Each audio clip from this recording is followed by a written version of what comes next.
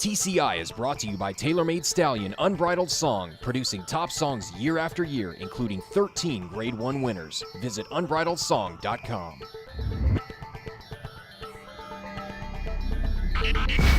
Welcome back to TCI, your inside track to the Breeders' Cup. I'm John Siegel alongside Joel Cunningham. We have 3 races to recap today. Joel, 2 of them are winning in races, and one of them is a pretty impressive 3-year-old filly race. Let's start off with the marathon. That's right, I said marathon. Let's talk about Redeemed, who punched his ticket to the Breeders' Cup in track record style. First of all, welcome back to you, man. It's good to have you back on the set. How was the sand and the sun? You know, it was hot. Very hot. Plenty of sunblock? Had to. Me and my family, very fair. I understand. Well, yeah, I think we have to talk about Redeemed, John. You know, we normally wouldn't talk about the marathon very much in mid-July. Right. But the fact that this horse, I mean, if the race were next month, he would be odds on. He'd be probably one of your shortest favorites on Breeders' Cup weekend. Ironically, in a race that really nothing but long shots have won. But, you know, it's got all the right connections. JMS Stables, Rick Dutrow. I mean, there's some horse with some real class at a mile and 1/8. Now really, you know, punch through at a mile and a half, show he's a marathon contender. He got that win in your in berth from the Greenwood Cup win. He set a track record, so this all sounds good, right? But actually, if you look at the stretch performance, I was concerned about him. You know, 11-1 shot gave him everything he wanted to the wire. And Ramon, you know, he was lugging in on him. Ramon had a hard time straightening him out, you know, keeping him off the rail down the lane. Right. And inside the 8th pole, he switched his leads a couple times. So I wonder what's going on with Redeemed. But certainly, the relevance of the Breeders' Cup is there because he's punched his ticket now, and he is your leading contender in the marathon division, but not as impressive as I thought he could have been. All right, well, let's move now to a horse that I thought was pretty impressive over the weekend. That was Grace Hall. Joel, she won the Delaware Oaks in pretty impressive fashion. Well, this filly has always been, you know, she's been explosive as a 2-year-old, early at 3, and then now we see it again, another step forward. I mean, she got a 107 brisk figure.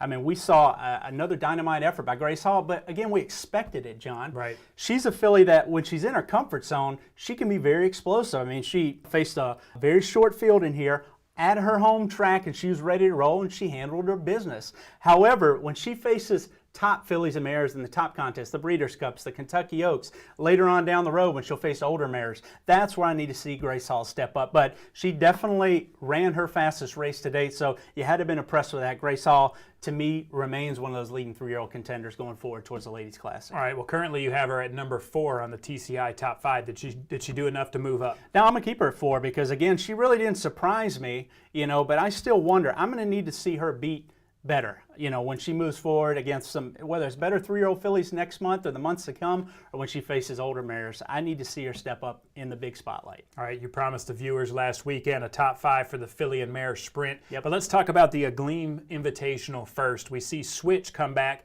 She wins, Joel. First win in over a year and a half. She looked pretty impressive doing it over what I thought was kind of a medium group. You know, it really is. Those California Filly Mare sprinters just really aren't that good without turbulent descent now. With her being on the East Coast, it's just not that explosive of a group. You know, there's a couple of them that I think, you know, could run well at Santa Anita because they love the track, love 7 furlongs. You know, Filly like Teddy's Promise is probably going to get plenty of pace in the Breeders' Cup Filly Mare Sprint, and she's a dead closer and like Santa Anita. Right. You know, I think that they could have a chance maybe in those races. Bob Baffert also has a very fast filly over there named Smart and Single. Just broke her maiden by Smart Strike. I mean, she's another one that looks very fast. But really, the California group overall isn't that good. So when I look at this A Gleam field, I mean, we'll pick up the footage right here, Jason, as they're turning for home here on the Twin Spires TV race replay. You see the leaders here, John, they're basically coming to a stop. Right. Nobody wants to pass each other. That's Teddy's Promise on the inside. She's trying to get through, but here's a filly that does her best running from further off the pace. And, you know, I personally think she needs to be out in the clear. So I don't think she ran her best race. And everybody's ready to get caught right now. And I think that's why Switch was a benefactor making that last run with Garrett Gomez. So is Switch back to her old form? No, she was one of my favorite Filly Mare sprinters the last couple of years. I mean, you can recall I had her number 1 on the TCI top 5. I remember. All of last year in the Filly Mare Sprint division. But quite honestly, she never reverted back to that form that she had early last year. You know, 2 years ago when she was in the Filly Mare Sprint, she ran so well as a 3-year-old. And then when she ran races like the La Brea and the Santa Monica, when she was on her game, she would cruise to the lead on the turn and then just draw off. Now she's more of a dead closer. She's just not near as sharp and as good as she used to be, in my opinion. So I think this race was slow, the A Gleam, and I still don't think any of these contenders, you know, based on that performance, are going to make a big impression on the Filly Mare Sprint. All right, well, let's give the viewers what you promised, the top 5 for the Filly Mare Sprint. Right off the bat, I noticed Switch did not make the list. At number 5, you have contested the Bob Baffert trainee, Joel, this filly's very fast. Yeah, none of the older fillies and mares from California make the list, but however, we have contested a 3-year-old filly that's California-based, John, that comes in that 5 spot, and I have a couple 3-year-olds on this list. And again, the Filly Mare Sprint's always a wide open race. I think you're not going to have a shortness of entries, and I think it's very interesting at that 7-furlong distance where you get a good mix of speed and closers. Contested's just frankly brilliant, John. I mean, what she's done at 7 and 8 furlongs in the middle part of this year, she didn't run that well in the Mother Goose. Right. That might have been a little far for her, and I think the rail was dead that day, and she hasn't worked since then, so I need to see her come back. But Baffert at Santa Anita is lethal, especially when you give them a developing talent like this. And, you know, she's only a very lightly raced as a mid over 3-year-old year. I think she can even get better, and she fits in the race. All right, let's go right now to number 4. We see Turbulent Descent. Joel, they moved this horse from the West Coast to the East Coast. You think she'll thrive there? You know, John, she's certainly in the right barn. With Todd Pletcher, she's going to run the Ballerina, where she's going to face Musical Romance. So, again, she sort of is like Grace Hall for me. We talked about her. I need to see her when she faces, when she steps up to the big time, break through. Right. She was expected to win the Filly Mare Sprint last year. She was training great. Didn't show up that day. Didn't show up 2 back at Santa Anita. So now I need to see her have, success in the Pletcher barn and stay sound. Here's a filly with a lot of lines in her PP. So I think for me, I'm going to have her lukewarm in just the 4 spot. All right, at number 3, we see another 3-year-old. That's Broadway's Alibi. Yeah, Broadway's Alibi is a Pletcher filly. I think has the best chance. But again, she has some health issues.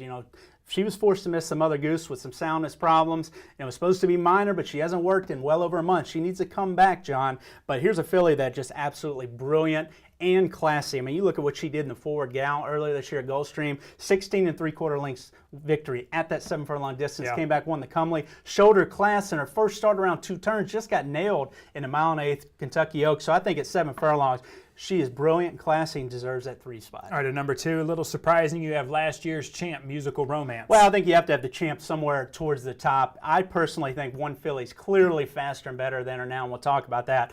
But the champ's in good form, and I think the Breeders' Cup Filly Mare Sprint, she's kind of like Emma Zombie. She's an old seasoned, veteran, doesn't have to carry her track with her, and I think she has the right style from off the pace. So she belongs in contention. She's obviously in good form. She won the Princess Rooney last time out, so she deserves the 2 spot. All right, at number 1, you have Groupie Doll. Joel, this filly's been very impressive this year. And she blew away Musical Romance on Derby Day in track record fashion. And I think that performance easily stamps her as the number 1 Filly Mare sprinter. Now the question is, again, soundness for her. She came up with some hock problems. Right. It's going to cause her to miss a showdown with Turbulent Descent, Musical Romance, and the Ballerina at Saratoga. Very unfortunate, but they can bring her back in the TCA at Keeneland. Get a good prep there. All systems go for the Santa Anita. I mean, here's another filly that doesn't need to carry her track with her. She's won basically everywhere, and she's so good right now with blinkers, she deserves the 1 spot. All right, thank you, Joel. Thank you guys for watching. Make sure you come back on Thursday. We're going to talk about Del Mar, Saratoga, and also a winning you're in, the Delaware Handicap.